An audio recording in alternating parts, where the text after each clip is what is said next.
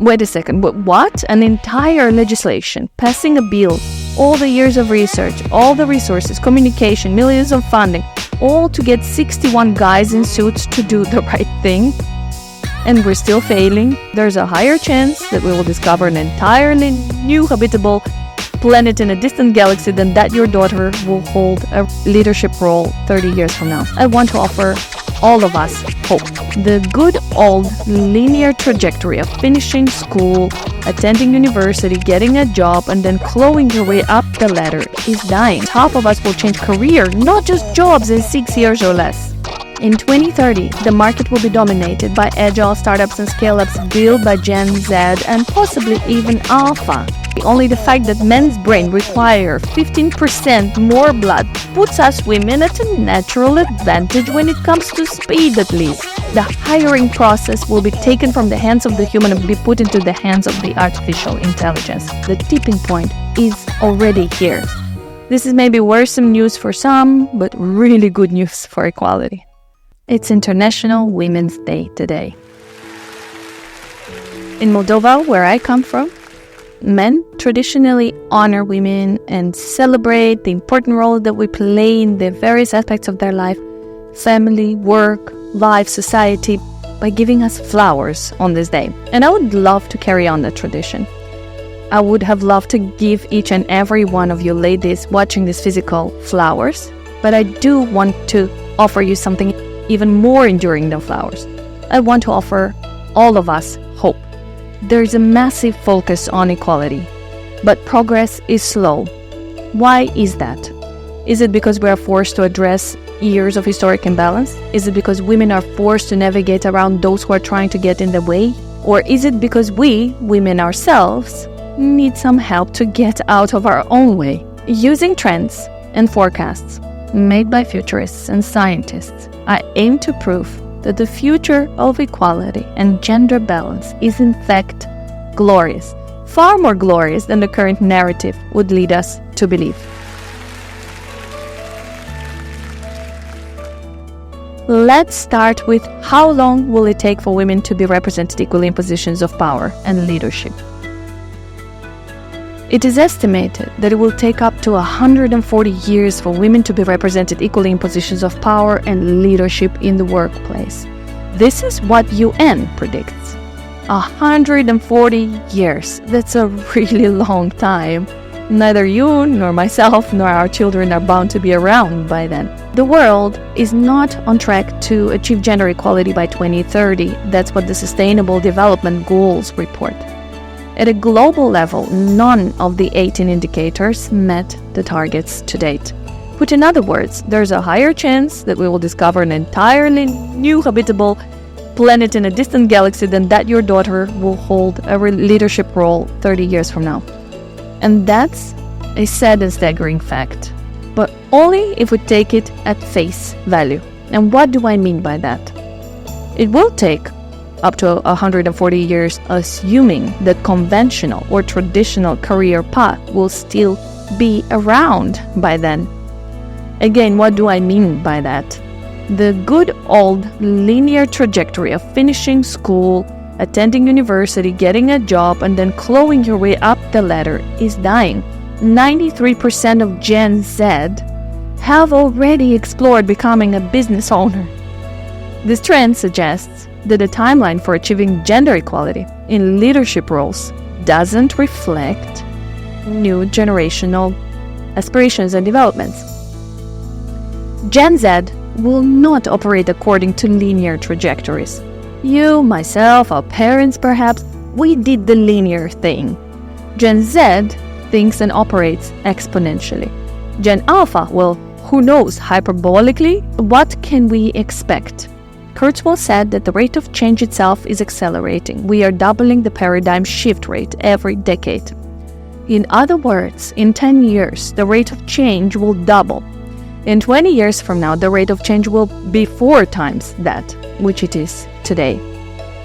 In addition to that, the lifespan of a Fortune 500 companies shrinking. In 1935, it was 90 years.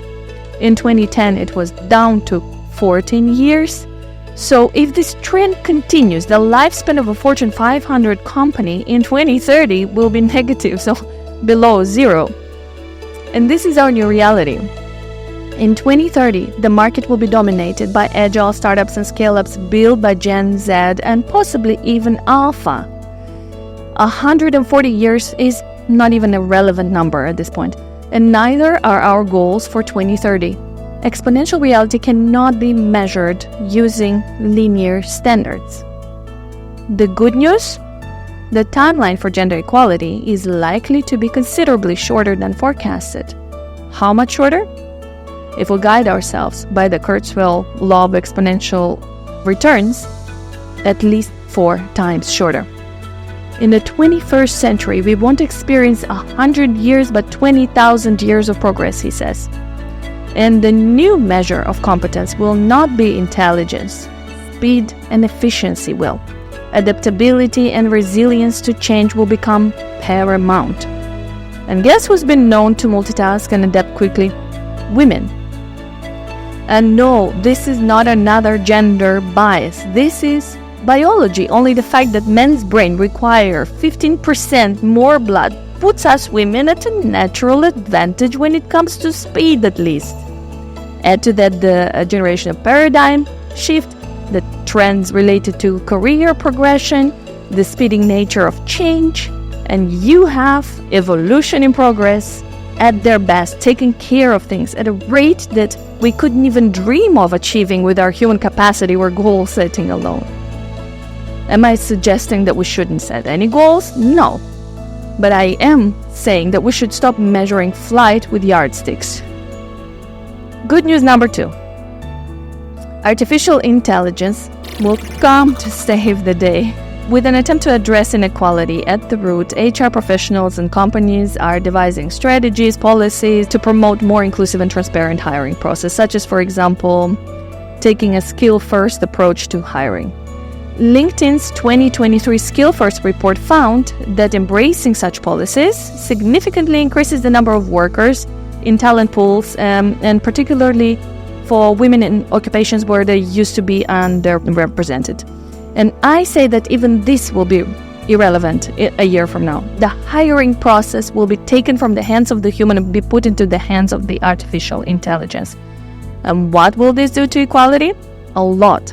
Think of gender-neutral language in job descriptions. Think of ID-free resumes. Think of inclusive descriptive titles. Think of pronoun-free application letters. Think of objective and qualification-based screening. Sounds good, no?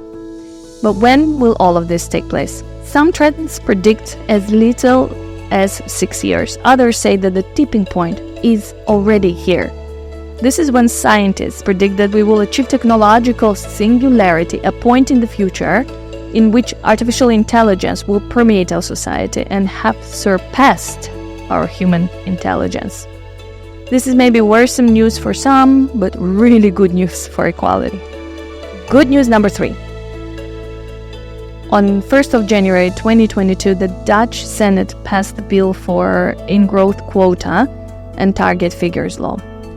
This is also known as the women's quota. The representation of women in leadership positions in major Dutch corporations had to improve, they decided. And the adopted benchmark was 30%. Did it work? Well, let's have a look at it. From 2020 to 2022, the growth in women's presence on corporate boards was a little less than 15%. So that's still 1% improvement immediately after introducing the law. But wait for it. In 2023, they dropped back to 13%. Out of the 13 newly appointed executives in the Netherlands, in 2023, only 4 were women. These numbers are reported by the Dutch government. 61 companies still lack women in their board of directors. Wait a second, what? An entire legislation, passing a bill, all the years of research, all the resources, communication, millions of funding, all to get 61 guys in suits to do the right thing? And we're still failing? And here's more. 3 female executives departed after completing just 1 term. What does this mean? Women don't hover long at the top, even if they eventually get there. But again, as I like to look at good news, this is not a problem. This is another trend, another sign of evolution. The median career length today is less than 6 years. Half of us will change career, not just jobs, in 6 years or less. So the million-dollar question is, how do we define success in the future? Will success be a function of being able to requalify and get a different degree every 6 years? Or is success about all of us becoming Jack and Jills of all trades and master of none? Well, who knows? But one thing is clear, success will not be about breaking the glass ceiling, and it will not be about how well we fend the challenges to the top of the career ladder. So ladies and gentlemen, if I could offer you only one tip for the future, trust would be it. Evolution has got our back. Whereas the rest of my advice is no basis more reliable than my own meandering speculation. 1. Stop devising linear equality standards in an exponential world. 2. Have some regard for the AI, please. And 3. Who cares about the glass ceiling when the sky is the limit? Happy International Women's Day.